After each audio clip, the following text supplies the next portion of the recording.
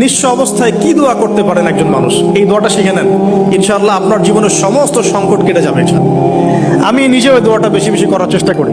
দোয়াটা হচ্ছে, মুসা আলাইহিস সালাম একটা গাছের নিচে হেলান দিয়ে বসলেন, বসে দেখলেন দুইজন মেয়ে দাঁড়িয়ে আছে দূরে, পানি নিতে পারছে না, লোকজন পানি নিয়ে যাচ্ছে, ওরা দাঁড়িয়ে আছে বেচারি।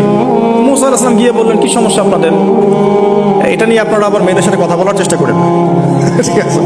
তো মাহারাম গায়রা মাহারাম মেনে চলেন। তারা বললেন যে আমাদের বাবা অনেক বৃদ্ধ মানুষ, আমরা পানি নিতে পারি না যতক্ষণ না আমাদের কম পানি নিয়ে চলে যায়। মুসা আলাইহিস সালাম তো একটু বললাম না, ফিজিক্যালি খুব স্ট্রং ছিলেন, থাকে না বডি বিল্ডার, সামনে গিয়ে কথা বলে সরব পানি নিতে দাও, তখন মানুষ একটু মূল্যায়ন করে না।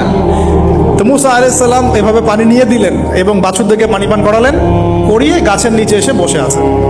বসে বসে তিনি দোয়া করছেন, এই যে দোয়াটা তিনি দোয়া করছেন, রব্বি, একটা নেক কাজ করলেন, নেক কাজ করলেন না, মানুষের উপকার করলেন, নেক কাজ করে এসে গাছের নিচে বসে দোয়া করছেন, আল্লাহ এখানে তো আমার খাবার পানি বাসস্থান কিছুই নাই, আমি কি করব?